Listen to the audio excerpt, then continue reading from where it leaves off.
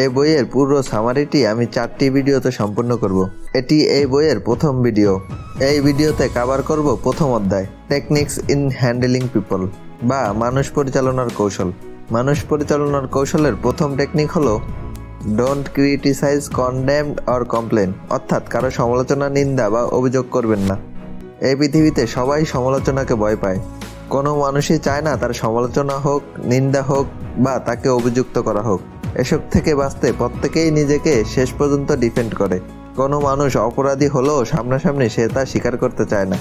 সে নিজেকে নির্দোষ প্রমাণ করতে সকল প্রকার কাজ করার চেষ্টা করে। খুব কম লোকই আছে যারা সামনাসামনি নিজের ভুল স্বীকার করতে পারে, নিজের ভুল স্বীকার করার সাহস রাখে। মানুষের এই বৈশিষ্ট্যের গভীরতা বোঝাতে ডেল কার্নেগি একটি কাহিনী উল্লেখ করে, যদিও কাহিনীটি সত্যিই ঘটেছে।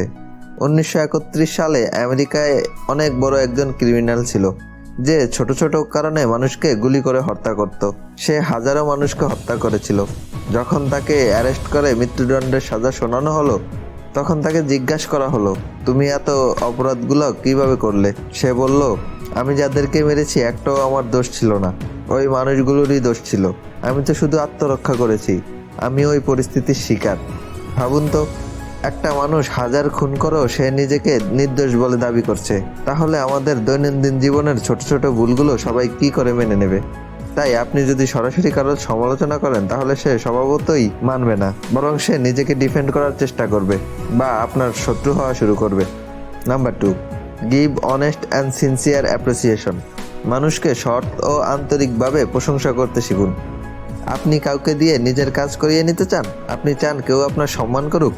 তাহলে মন থেকে তার প্রশংসা করুন। আপনার আন্তরিক প্রশংসা সে নিজের ইচ্ছায় আপনার কাজ করে দিবে। যদি আপনি মন থেকে কারো প্রশংসা করেন, তাহলে সে সারা জীবনের জন্য আপনার কথা মনে রাখবে।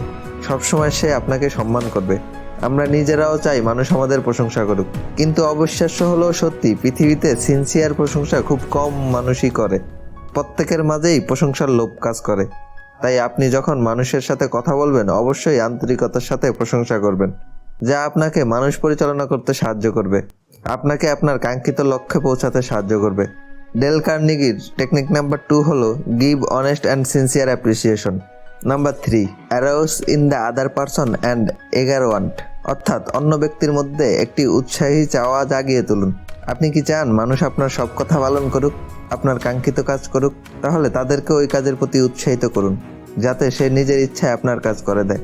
কিভাবে উৎসাহিত করা যায় তাই তো ভাবছেন? ডেল কার্নেগি বলেছেন, মানুষ তখনই উৎসাহিত হবে যখন আপনি মানুষের প্রয়োজন বুঝবেন, যখন মানুষের যা প্রয়োজন আপনি তাদেরকে তা দিতে পারবেন। এই সেলফ ড্রিভেন দুনিয়াতে এমনি এমনি কেউ আপনার কাজ করতে চাইবে না। তাই তাদের যা প্রয়োজন তা তাদেরকে দিয়ে আপনি আপনার কাজে তাদেরকে উৎসাহিত করতে পারবেন। তাই যে কোনো লোককে কাজ অফার করার আগে নিজেকে প্রশ্ন করা উচিত, এই কাজের বিনিময়ে আমি তাকে কি দিতে পারবো যা তার প্রয়োজন। প্রত্যেকটা মানুষেরই কিছু না কিছু প্রয়োজন আছে। আপনি যদি তা তাদেরকে দিতে পারেন, তাহলে সে যে কেউই হোক না কেন, আপনার কাজ সে নিজ ইচ্ছায় করে দিবে। আপনার শুধু এতটুকু খেয়াল রাখতে হবে, আপনি কত কম জিনিস দিয়ে কত বেশি কাজ আদায় করতে পারেন। আপনি যদি লিডার হতে চান, তাহলে অবশ্যই এই 3টি লেসন আপনার মেনে চলতে হবে। এই লেসনগুলো আপনাকে ভালো সেলসম্যান বা রাজনীতিবিদ বানাতে সাহায্য করতে পারে। How to influence and influence people বইয়ের প্রথম অংশ শেষ হলো। আশা করি আপনারা কিছু শিখতে পেরেছেন। বইয়ের দ্বিতীয় পার্ট দেখতে ভিডিওটি ক্লিক করুন। সামারিটি ভালো লাগলে চ্যানেলটি সাবস্ক্রাইব করুন।